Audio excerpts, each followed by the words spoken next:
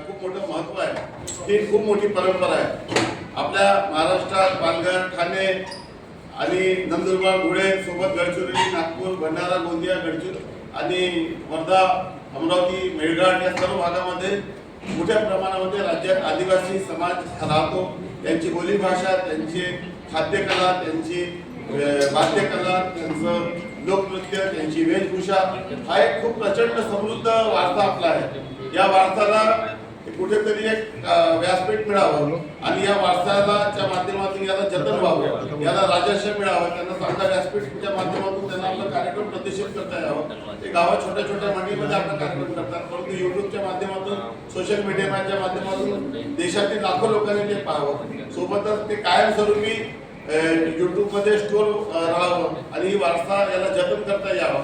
या दृष्टीने 18-19 तारखेला कुवारा परिसरात आदिवासी व सांस्कृतिक लोककला प्रदर्शनी आपण या ठिकाणी आयोजित केलेली आहे, ज्यामध्ये आदिवासी वेशभूषा स्पर्धा, त्यांचे बचत गटाला स्टॉल, त्यांचे वेगवेगळे लोकनृत्य, त्यांचे वाद्ययंत्र, त्यांचं सर्व जी काही परंपरा त्याला एक व्यासपीठ आपण उपलब्ध करून देत आहोत। वेगवेगळ्या राज्यातून, झारखंड असेल, बिहार असेल, का आपलं गुजरात असेल, मध्य प्रदेश असेल, तिथली जी आदिवासी संस्कृती आहे ती तर या लोकांना पाहता यावी, ती इथली संस्कृती त्यांना पाहता यावी आणि याचं जतन व्हावं। हे कालाच्या म्हणजे लोक प्रगतीच्या दिशेमध्ये आपण देशाची वाटचाल करत असताना आपला संपन्न आदिवासी वारसा याला पूर्णपणे याचं जतन करणं खूप आवश्यक आहे। त्यामुळे महाराष्ट्रामध्ये पर्यटन, संस्कृती, लोककला याची सांगड घालणारा एक कुवारा परिसर महोत्सव हा तिसरा कार्यक्रम, आपण 3रा वर्ष आहे आपलं।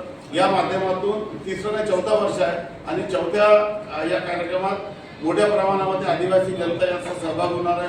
त्यांना व्यासपीठ मिळणार, रांगोळी स्पर्धा आहे, त्यांची मेहंदी स्पर्धा आहे, त्यांची लोककला आहे, त्यांचं वाद्ययंत्र आहे, वेगवेगळ्या गडचिरोलीपासून सर्व राज्यातील इतर जिल्ह्यातून लोक या ठिकाणी येणार आहे।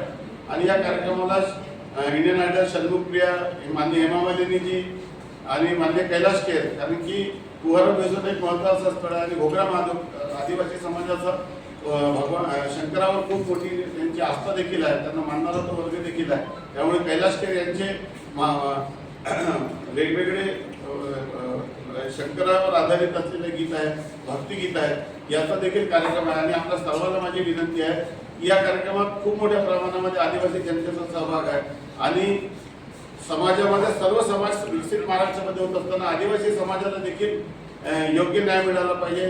त्यामुळे राज्य सरकारने याच्यात खूप मदत केली, आपल्या आदिवासी विकास विभागाने मदत केली, माननीय पालकमंत्री, माननीय मुख्यमंत्री, आपले आदिवासी विकास मंत्री, आपल्या आदिवासी विकास विभागाचे प्रकल्प अधिकारी श्री सुकर, आपले जिल्हाधिकारी, आमचे NGO, आपल्या सर्व टीमनी आणि स्थानिक कलावंत यांना देखील या माध्यमातून एक मोठं संधी मिळणार आहे। आपल्या सर्वांना विनंती आहे की या कार्यक्रमात आपण सहभागी व्हावं, उपस्थित राहावे आणि सर्व मान्यवरांनी देखील विनंती केलेली आहे उपस्थित राहण्याची।